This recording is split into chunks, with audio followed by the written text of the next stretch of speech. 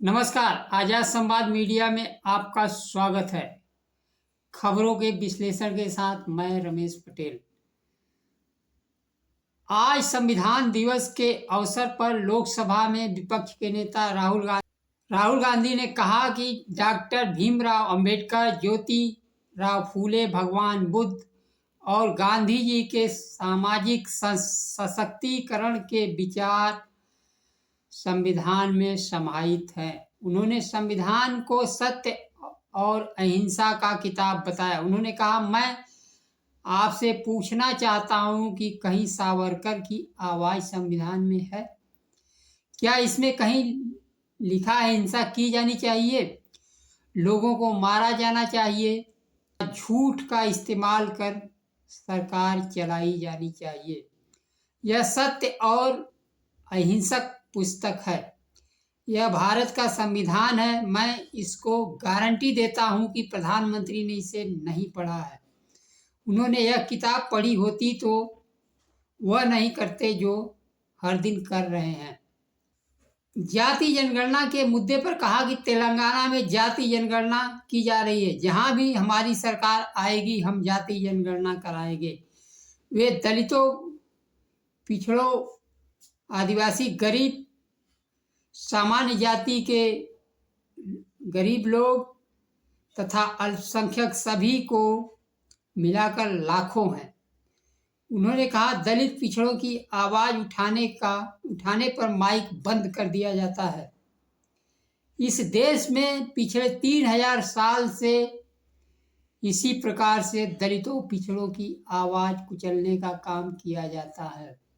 कांग्रेस अध्यक्ष मल्लिकार्जुन खड़गे ने कहा कि राज्यसभा के अध्यक्ष तथा कांग्रेस अध्यक्ष मल्लिकार्जुन खड़गे ने राज्यसभा के अध्यक्ष तथा राहुल गांधी ने लोकसभा के अध्यक्ष लिखकर मांग की कि संविधान पर 2 दिवसीय चर्चा की जाए, जिससे लोगों को संविधान के महत्व के बारे में पता चल सके और अपने मौलिक अधिकारों के प्रति वे जागरूक हो सके। कांग्रेस पार्टी के अध्यक्ष पार्टी की ओर से आयोजित संविधान दिवस कार्यक्रम में कहा कि नहीं चाहिए हमें ईवीएम, मतपत्र से मतदान होना चाहिए। हाल में महाराष्ट्र चुनाव में विपक्षी दलों ने ईवीएम में गड़बड़ी का आरोप लगाया। उन्होंने कहा कि महाराष्ट्र चुनाव में अडानी की बड़ी भूमिका है। प्रधानमंत्री मोदी पर वार करते हुए मल्लिकार्जुन खड़गे ने कहा कि प्रधानमंत्री लूट रहे हैं और इसे अडानी और अंबानी को दे रहे हैं। खड़गे ने कहा कि संविधान में स्वतंत्रता, समानता, न्याय, मानवीय गरिमा को शामिल किया गया है। यह सभी लोकतंत्र के मूल्य हैं।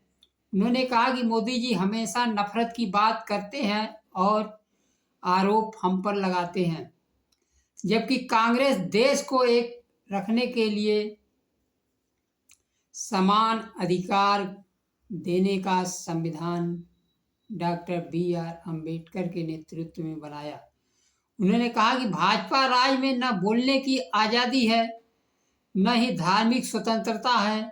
ये केवल काटो बाटो की बात करते रहते हैं। इनके राज्य में निवासियों पर पेशाब किया जाता है और खुद की संविधान का रक्षक कहते हैं, जबकि ये हैं भक्षक। बिहार विधानसभा परिसर में राष्ट्रीय जनता दल के विधायक बाहर प्रदर्शन कर रहे हैं। आरक्षण के मुद्दे को तेजस्वी यादव ने उठाया। तेजस्वी यादव और उनके विधायक 65% आरक्षण, नौकरी, डोमिसाइल, महंगाई समेत मुद्दे पर सरकार के खिलाफ नारेबाजी कर रहे हैं। तेजस्वी यादव ने सरकार से मांग की कि आरक्षण की सीमा 85% किया जाए।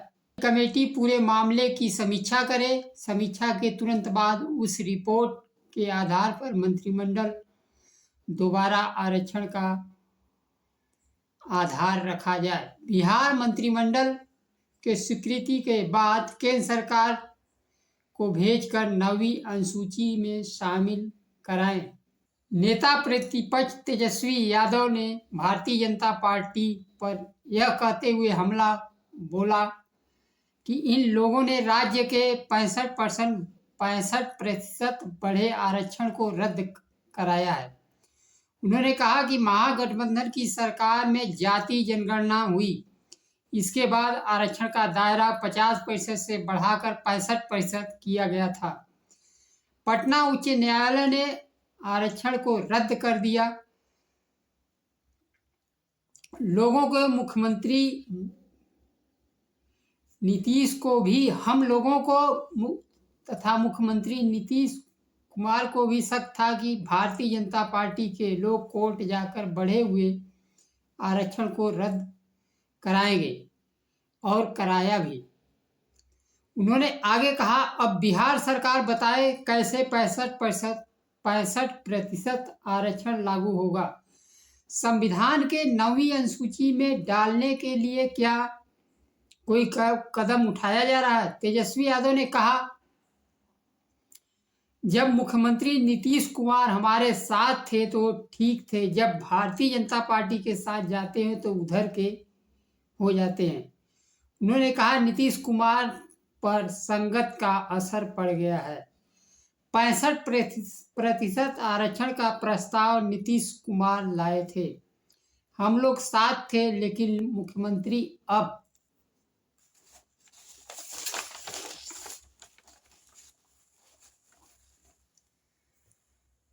आरक्षण के मसले पर कुछ भी नहीं बोल रहे हैं। हमारी मांग है मंत्रिमंडल में नया प्रस्ताव लाइए और उसको तुरंत मंजूर कीजिए। 85% आरक्षण बढ़ाएं। बिहार के मुख्यमंत्री प्रस्ताव लाने और उसको 9वीं अनुसूची में शामिल करने में सक्षम हैं। केंद्र सरकार के प्रमुख सहयोगी भी हैं, साथ ही बिहार तथा केंद्र सरकार में खाली पद भी जारी करवा सकते हैं, जिससे दलित पिछड़ों को बड़े आरक्षण के हिसाब से नौकरी मिल सके। बिहार आरक्षण की जननी रही है। इसमें बिहार के पूर्व मुख्यमंत्री कर्पूरी ठाकुर ने पिछड़ों के आरक्षण में प्रमुख रूप से प्रतिनिधित्व दिया। झारखंड में हुए विधानसभा चुनाव में दलितों, आदिवासियों, पिछड़ों को आरक्षण देने के मुद्दे पर हेमंत सरकार को बहुमत का आंकड़ा पार कराया। बिहार में विधानसभा का चुनाव 2025 में तथा अगले साल होने हैं।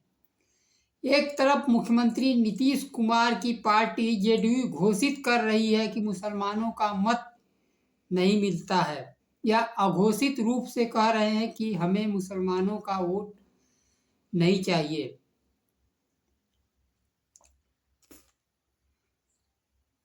ऐसे में यदि आरक्षण के मुद्दे पर दलित पिछड़े भी नीतीश से अलग हो गए तो उनकी राजनीतिक जमीन खिसक सकती है। आज जिस समय राष्ट्रीय जनता दल विधानसभा के बाहर और विधानसभा के अंदर मुद्दे को उठाया है तथा आरक्षण का दायरा कम से कम 65% तो तुरंत दिया जाए और इसको और सुधार करते हुए 85% लागू किया जाए। आज संविधान दिवस भी है। आज के दिन दलितों, पिछड़ों, आदिवासियों को समानता, आर्थिक न्याय, सामाजिक न्याय का लाभ देते हुए आरक्षण को तुरंत 85% बढ़ाया जाए। नमस्कार। जय संविधान।